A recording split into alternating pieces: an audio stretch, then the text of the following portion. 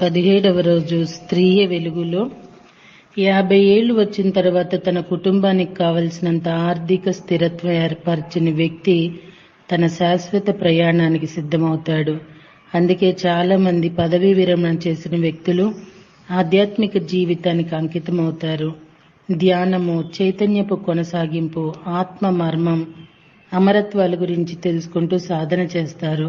ఉన్నత తలాల ఎరుక కలిగి సంబంధం నెరుపుతూ దివ్యత్వానికి జీవితాన్ని అంకితం చేస్తారు. కొంతమంది వృత్తి ఉద్యోగాలు కొనసాగిస్తూనే ఉన్నత ఆధ్యాత్మికతను కలిగి 2 జీవితాలను కొనసాగిస్తారు. ఇంకొక ముఖ్యమైన విషయం, పిల్లలకు అవసరమైనప్పుడే మాట్లాడడం నేర్పుతారు. వృధాగా మాట్లాడితే శక్తి వృధా అవుతుంది. అది మనల్ని అయోమయానికి గురి చేస్తుంది. అతిగా మాట్లాడేవాడికి నిజమైన లక్ష్యాలు, విలువలు ఉండవు. వస్తువులతో బంధం పరిపూర్ణత మార్గంలో అడ్డంకిగా మారుతుంది. ఆధ్యాత్మిక ఔన్నత్యానికి దాతృత్వం ఒక చిహ్నం. అభివృద్ధి చెందిన మార్మిక సమూహాల్లో మానసిక, అనుభూతిక స్థాయిల్లో బంధరాహిత్యం ఏర్పడుతుంది. తమ దగ్గర ఉన్న, తమ వద్దకు రాబోతున్న సంపద అంతటికీ తాము సంరక్షకులం మాత్రమేనని, సొంతదారులం కాదని తెలియచెప్తారు. దానివలన వారు దానిని జాగ్రత్తగా, నిర్మాణాత్మకంగా, ప్రణాళికాబద్ధంగా వినియోగిస్తారు. నేర్చుకోవటానికి సిద్ధంగా ఉన్నవాడికి జీవితమే తెలివైన గురువు అన్న సూక్తి ప్రకారం అన్ని బంధాలతో కూడిన జీవితమే నిజమైన పాఠశాల. పాత సమాజాల్లో పిల్లలకు మరణం గురించి కూడా సూటిగా తెలియజేసేవారు. ఒకసారి మా మేకపిల్ల ప్రమాదానికి గురై మరణించింది. నేను మా నాన్నను మేకకు ఏమైంది అని అడిగాను. ఆయన, నువ్వు గొప్ప మర్మం గురించి ప్రశ్నిస్తున్నావు. సరే, నీకు అర్థమయ్యే విధంగా చెప్తాను. అన్ని జీవరూపాలు జీవము, పదార్థం అనే 2 విషయాలతో తయారవుతాయి. జీవం అభివృద్ధి చెందుతుంది, భావిస్తుంది, అనుభూతి చెందుతుంది, సృష్టిస్తుంది. పదార్థం మన జీవితానికి, భావాలకు, అనుభూతులకు, సృజనాత్మకతకు రూపాన్నిస్తుంది. అది పదార్థపు విధి. పదార్థం తన విధులను నిర్వర్తించలేనప్పుడు అది వివిధ రకాలుగా విచ్ఛిన్నమై దాని నుండి జీవం వేరుపడిపోతుంది. ప్రతి మనిషి ఒక జీవం. శరీరం మరణించినప్పుడు జీవం వెళ్ళిపోయి ఇంకో శరీర రూపం ధరించి మళ్ళీ పదార్థంగా ఉనికిలోకి వస్తుంది. అదంతా బడికి వెళ్ళటం, ఇంటికి రావటం, మళ్ళీ బడికి వెళ్ళటం వంటిది. నీ మేక చనిపోలేదు, దాని శరీరమే మరణించింది. మేక జీవం మళ్ళీ తిరిగి వస్తుంది, నీకు కొత్త మేక వస్తుందని చెప్పాడు. కానీ నాన్న చనిపోవటం బాధాకరం కాదా? అదొక క్షణం అలా అనిపిస్తుంది. కానీ పదార్థం నుండి వెలుపలికి రావడాన్ని జీవం ఆనందంతో స్వీకరిస్తుంది. మనం నిద్రపోయినప్పుడు శరీరాన్ని వదిలి వెళతాం. అదేమి బాధ అనిపించదు కదా. ఇది అంతే. ఎవరైనా మరణిస్తే మరింత ఉన్నత జీవితంలోకి వెళ్ళి మళ్లీ నేర్చుకోవటం కోసం తిరిగి వస్తారు. వారు మరింత ఆనంద స్వరూపులుగా మారుతారు. ఆ తరువాత ఆయన మేకను పెరటిలోని బాదం చెట్టు కింద పాతిపెట్టి, వసంతకాలం నాటికి నీ మేకపిల్ల ఈ చెట్టుకు బలాన్ని, దాని పువ్వులకు అందాన్ని ఇస్తుంది అన్నారు. పిల్లలు, మతం.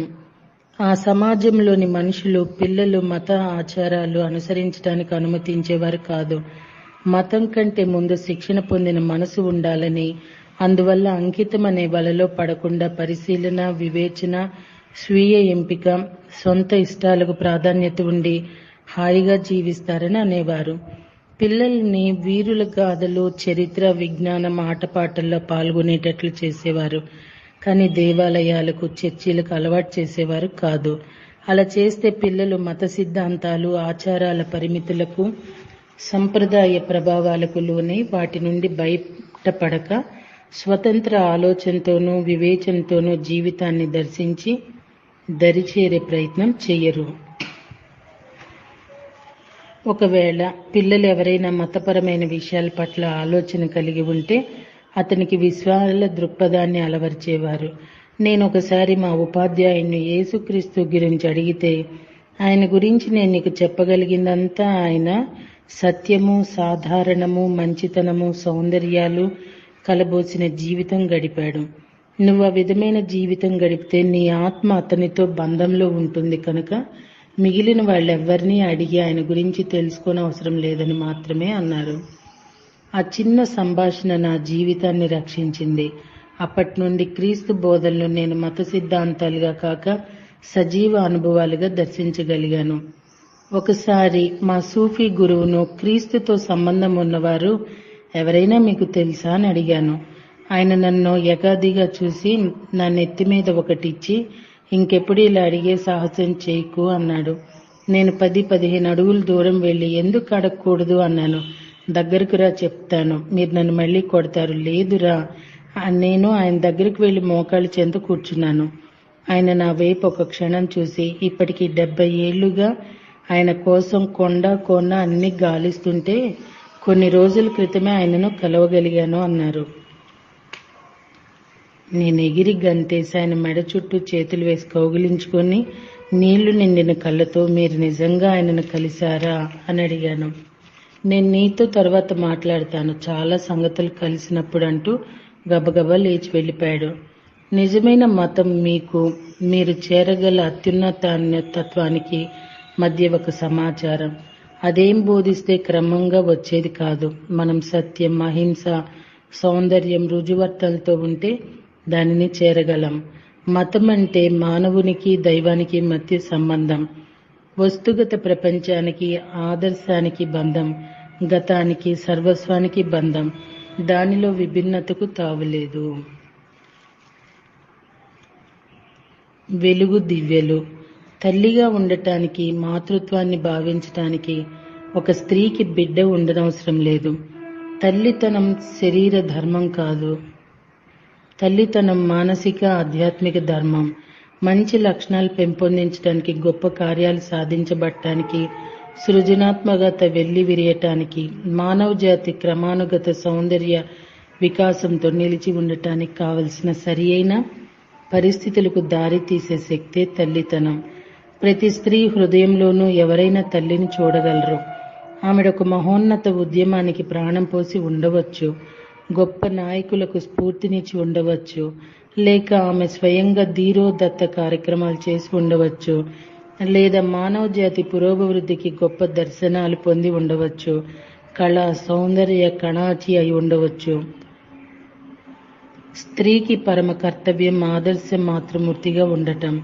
అయితే పిల్లలను సంరక్షించవలసిన అవసరం తీరిన తర్వాత తల్లి విద్య, సాంస్కృతిక, కళా, వైజ్ఞానిక, సమాచార, ఆర్థిక రంగాల్లో అడుగిడాలి. ఈ రంగాలన్నిటికీ ఆమె గొప్ప సౌందర్యాన్ని, వివేకాన్ని, అనుభవాన్ని జోడించగలదు.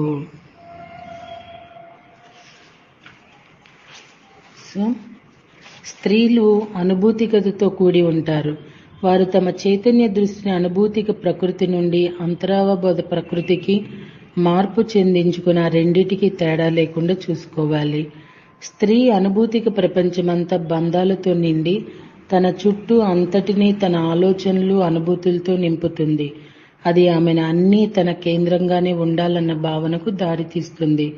అలా కాక ఆమె చైతన్యాన్ని అంతరావబోధ తలం వైపు విస్తరిస్తే బంధాలు తొలగి అన్నిటినీ అందరినీ ఇముడ్చుకుంటూ ఆమె చైతన్యంలో విశ్వతత్వం ఉద్భవిస్తుంది. మనసు కన్నా, బుద్ధి కన్నా అంతరావబోధం ఉన్నతమైనది.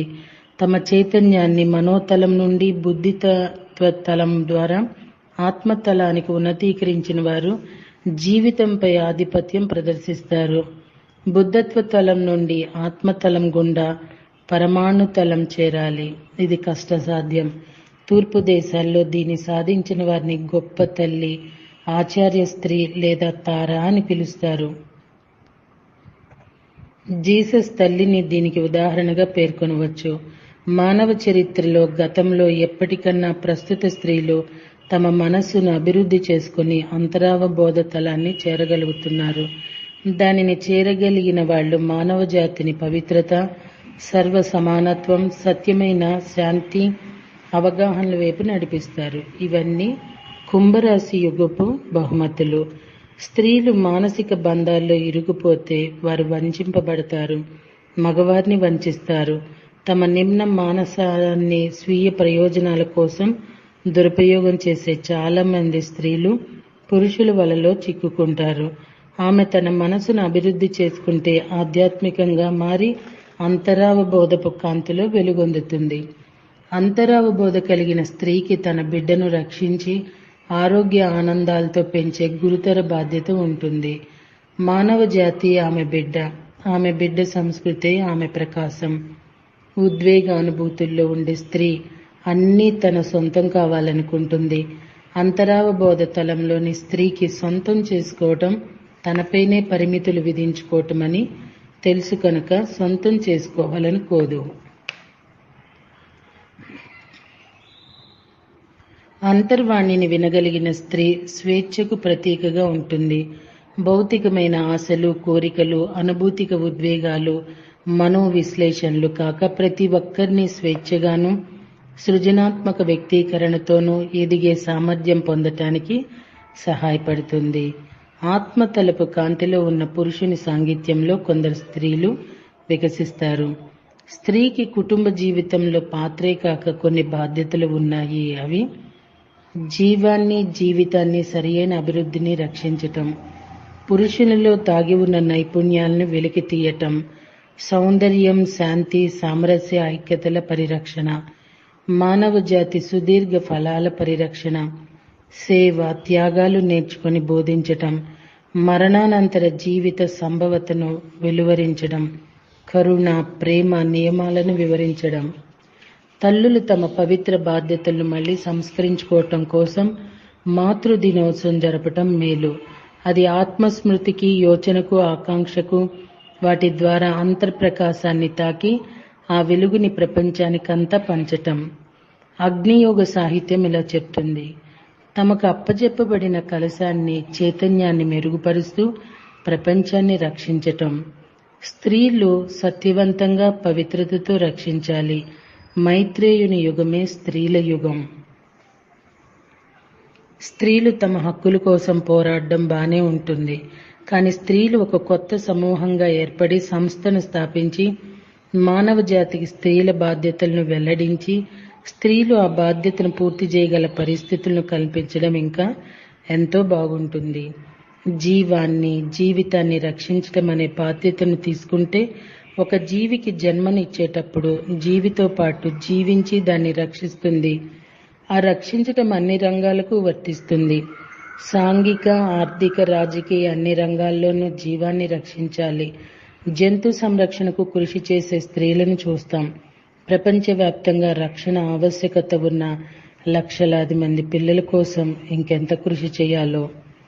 మనుషులు వాతావరణ కాలుష్యానికి వ్యతిరేకంగా సముద్ర జీవుల సంరక్షణకు, పక్షులు, వన్యమృగాల సంరక్షణకు, మొక్కలు, వృక్షాలు, పూలు, ఫలాలు, మానవ జాతి పరిరక్షణకు నడుం కట్టారు. జీవాన్ని పరిరక్షించటానికి, నిలిపి ఉంచటానికి స్త్రీలు ఎంత గొప్ప కార్యాన్ని నిర్వర్తించాలి. జలానికి చేస్తున్న హాని గురించి పురుషుడికి తెలియదు. అంత మాత్రాన అతను ప్రపంచాన్ని కలుషితం చేయడము మేం కొనసాగనీయం. స్త్రీలు జీవరక్షకులు అంటూ స్త్రీలు నినాదించాలి. ఒకవేళ ఆ స్థాయికి చేరగలిగినంత విద్య కానీ, ఆ దృక్పథం కానీ లేని స్త్రీలు ఉంటే వాళ్ళ పిల్లలను భూమి మీదకు తీసుకురాకూడదు, అంటే కనకూడదు. ఎందుకంటే వాళ్ళ పిల్లలు జీవితానికి వ్యతిరేకంగా పనిచేస్తారు. అందమైన, అద్భుతమైన పిల్లలను, మొక్కలను, పిట్టలను భూమి మీదకు తెచ్చాం. అవి సరిగా పెరగటానికి కావలసిన పరిస్థితులను సృష్టిస్తున్నామా? స్త్రీ బాధ్యత బిడ్డతోనే అయిపోలేదు. ఆమె తన భర్తల్లో అత్యున్నతమైన దానిని జాగృతం చేస్తోందా? దాని మీదనే సమాజం ఆధారపడి ఉంటుంది. స్త్రీలు పురుషుల కంటే ఎక్కువ మానసిక, ఆధ్యాత్మిక పరిణితి కలిగి ఉంటారు. అయితే ఉత్తమమైనది ఏంటంటే స్త్రీ తనలో ఉన్న ఉన్నతిని తన పురుషుడి నుండి కూడా వెలికి తీయగలగటం. ఆమె అయస్కాంతం వంటిది. ఆమె పురుషునితో సంభాషించినా, స్పృశించినా వారి మధ్య ఉన్న బంధం అతనిని రూపాంతరం చెందిస్తున్నట్లు అతను భావిస్తాడు. ఇతరుల్లో గొప్పతనాన్ని వెలికి తీయాలంటే స్త్రీ స్వయంగా గొప్పదై ఉండాలి. ఆమె తనలో గొప్ప గుణాలు పెంపొందించుకోవాలి. ఒక పురుషుని కనుక స్త్రీ యొక్క సమ్మోహనమైన చేయూత, అద్వితీయమైన ప్రేమ లభిస్తే అతను సంపూర్ణంగా మారిపోతాడు. ఉన్నత విద్య కలిగి అంతర్పరివర్తన పొంది ప్రేమ, సహనం, అవగాహన కలిగిన స్త్రీ తోడు ఉంటే పురుషునికి జీవితం స్వర్గమయమవుతుంది.